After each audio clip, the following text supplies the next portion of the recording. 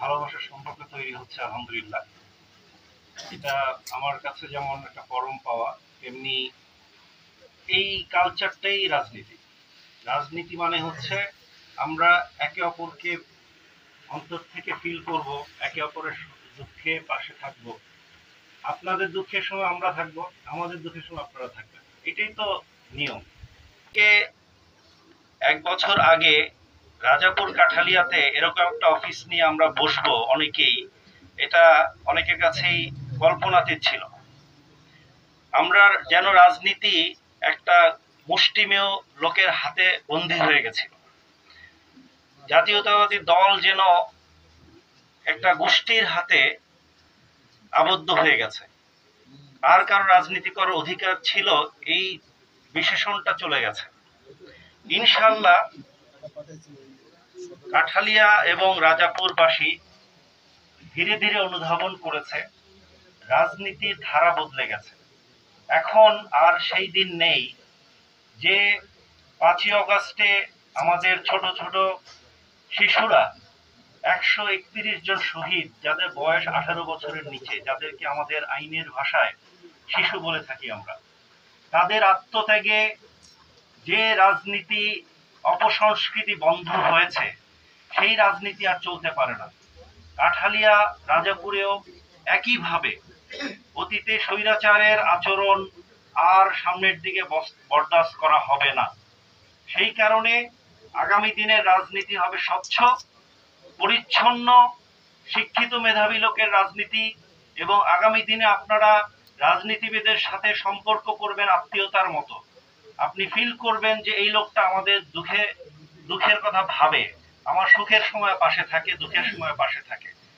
এই যে পরিবেশ, এই যে কালচার, এই কালচারটা ইনশাআল্লাহ আমাদের সারা জীবনের জন্য এই কালচারটা আমরা বয়ে বেড়াবো। প্রত্যেকেই যার যার জায়গা থেকে ভূমিকা রাখবো, যাতে আগামী দিনের রাজনীতি পরিচ্ছন্ন হয়। রাজনীতিতে যাতে সবচেয়ে বড় মেধাবী ছেলেটা রাজনীতি করতে চায়।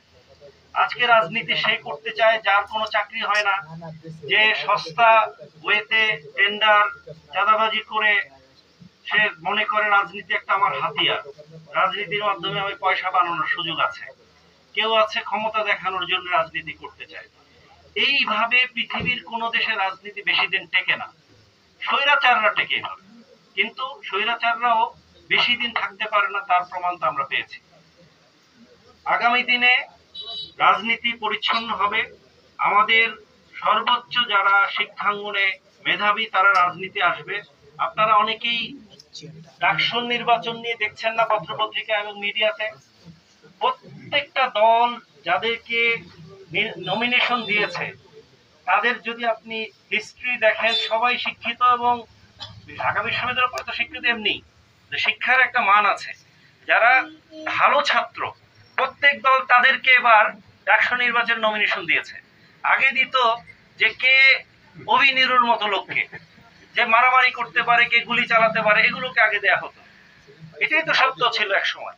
কিন্তু এখন দেখেন প্রত্যেক দল এমন সব লোককে নমিনেশন দিয়েছে ডাকসু নির্বাচন, জাকসু নির্বাচন, অন্যান্য ইউনিভার্সিটিগুলোতে, যাদেরকে ছেলেমেয়েরা পছন্দ করে তাদের গুণের কারণে, তাদের চরিত্রের কারণে, এবং যারা মেধায় উন্নত। এই বিষয়টা জাতীয় রাজনীতিতে এটা একটা ভূমিকা সূচনা। জাতীয় রাজনীতিতে একই কাহিনী ঘটবে। জাতীয় রাজনীতিতে আগামী দিনের বিএনপির রাজনীতি এইভাবে পরিচালিত হবে। মেধাবী শিক্ষিত লোক আসবে এবং দেশ পরিচালনা তারেক রহমান সাহেব এই ধরনের লোকের বাইরে কারো হাতে দেশকে ছেড়ে দেবে না। নাহলে 5 বছর পরে তো আমাদের একই পরিণত হবে।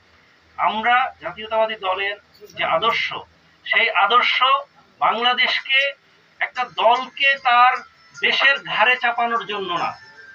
বাংলাদেশ জাতীয়তাবাদী দলের মূল আদর্শ কি? জাতীয়তাবাদ। জাতীয়তাবাদ কি? সবাই এক হওয়া, সবাই ঐক্যবদ্ধভাবে কিসের জন্য কাজ করব? পকেট ভারী করার জন্য না, দেশের জন্য, দেশের উন্নয়নের জন্য, দেশের ভাগ্য পরিবর্তনের জন্য।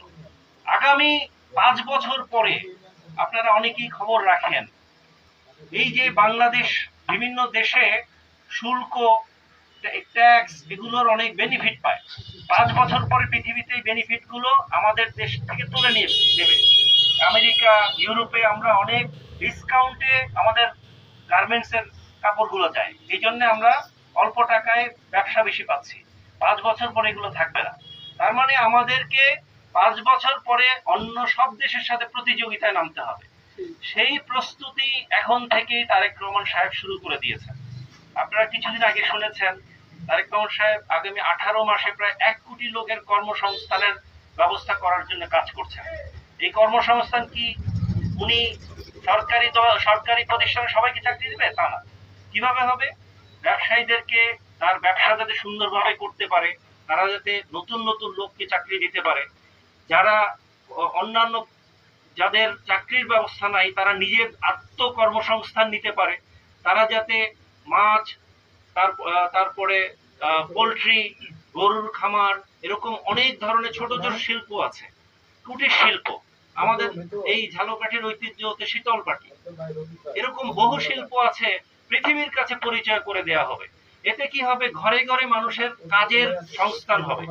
যখন আপনি মার্কেটে ডিমান্ড থাকে তখন তো ঘরে এগুলো তৈরি হয়। যদি হাজার হাজার মহিলা কাজে নেমে যায়, সেইটা আবার বাজারে গিয়ে তাদের পরিবারের সদস্যরা বিক্রি করে, এটা একটা কর্মসংস্থান না? এইভাবে আগামীর রাজনীতির পরিবর্তনটা হাতে হাতে দেখবেন তারেক রহমান সাহেব আগামী দিনে বাংলাদেশটাকে অন্য কাতারে নিয়ে যাবে, যার কারণে আমরা বিশ্বের কাছে মাথা উঁচু করে থাকব। আজকে আমি যে কথা দিয়ে শুরু করেছি, এই প্রধান কার্যালয় কেন করা হয়েছে? এই জায়গাতে বসে কোনো বাজে আড্ডা হবে না। এই জায়গায় বসে আপনারা মেধার চর্চা করবেন। এই জায়গায় এখানে একটা পত্রিকা রাখবেন, মানুষজন এসে পত্রিকা পড়বে, সুন্দর আলোচনা করবেন, গঠনমূলক কথা বলবেন, ছেলেমেয়েরা আসলে তাদেরকে সুন্দর উপদেশ দেবেন। যে কোনো শিক্ষা প্রতিষ্ঠানের মতো আমাদের কার্যালয়ের এখান থেকে আমরা সবাইকে দেখাতে চাই, জাতীয়তাবাদী দল যারা করে, বাংলাদেশ জাতীয়তাবাদী দল যারা করে, তারা মানুষকে সুসংগঠিত করে, তারা ভালো রাজনীতি শিক্ষা দেয়। এই চর্চাগুলো প্রতিটি ওয়ার্ড পর্যায়ে, প্রতিটি গ্রাম পর্যায়ে আমরা চালু করবো ইনশাল্লাহ। আমরা 6 ভাই মিলে নেমেছি এই উদ্দেশ্যে, রাজাপুর কাঠালিয়াকে শুধু সন্ত্রাস মুক্ত না, রাজাপুর কাঠালিয়াকে শুধু টেন্ডারবাজি মুক্ত না, যে লোকগুলো অন্যায় করছে তাদের এই অন্যায়ের বিরুদ্ধে প্রতিবাদী না, আমরা একটা সুস্থ ধারা, ভালো একটা সুন্দর রাজনীতি আগামী দিনে এই জাতিকে উপহার দেওয়ার জন্য প্রতিটি গ্রাম পর্যায়ে থেকে আমরা সামনের দিকে আগানোর জন্য আমার দায়িত্ব, আমাদের এই এলাকার মানুষের দায়িত্ব তো ঝালকাঠি না, আমাদের দায়িত্ব ঢাকা না, আমাদের দায়িত্ব রাজাপুর কাঠালিয়া।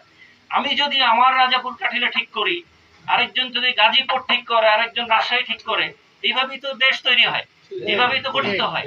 তো সেই জন্য আমার কাজ আমাকে করতে হবে। আমার এলাকার যে চাহিদা আছে, আমার এলাকার মানুষের যে প্রয়োজন আছে, সেটা আমাদেরকে মেটাতে হবে, আমাদেরকেই সেই রাজনীতি তৈরি করতে হবে। রাজনীতি আগামী দিনে নীতির রাজা হবে, কোনো ব্যক্তি বা রাজার রাজনীতি না। এই জন্যে এমন একটা পরিবেশ আমরা আগামী দিনে তৈরি করতে চাই, প্রতিটি এরকম অফিস থেকে ঘরে ঘরে আমরা যে বার্তা নিয়ে যেতে চাই, তারেক রহমান সাহেব যে বার্তা আমাদের মধ্যে পৌঁছে দিতে চায়, ইনশাল্লাহ খুব শিগগিরই দেখবেন আগামী অতি নিকটে রাজাপুর কাঠালিয়ার রাজনীতি পরিচ্ছন্ন হয়ে যাবে ইনশাল্লাহ। হতে হবে, সাধারণ মানুষের এটাই চাহিদা। প্রতিটি মানুষ শান্তিতে থাকতে চায়, সুশৃঙ্খল ভাবে জীবন যাপন করতে চায়, তার ছেলে মেয়েদের মাদকের এই সর্বনাশা থেকে মুক্তি চায়, প্রতিটি ঘরে ঘরে যাতে কেউ ভয়ে ভীতির মধ্যে না থাকে, কোনো অন্যায়ের প্রশ্রয় না দেয়। ইনশাল্লাহ আমরা প্রতিটি ধাপে ধাপে একটা সুন্দর আগামীর ভবিষ্যৎ দেখছি এবং এইটাই আমরা ধরে রাখবো। এটা আমাদের এই 6 জন একার পক্ষে সম্ভব না, আমরা সাময়িক সবাই মিলে এটা করতে হবে। আপনাদের প্রত্যেকের দায়িত্ব আছে, আমরা প্রত্যেকে মিলে একসাথে রাজাপুর কাঠালিয়া থেকে পরিষ্কার করবো ইনশাল্লাহ। সবাইকে শুভেচ্ছা জানাচ্ছি, ভালো থাকবেন। জাতীয়তাবাদী দল, বাংলাদেশ জাতীয়তাবাদী দল জিন্দাবাদ, বাংলাদেশ জিন্দাবাদ।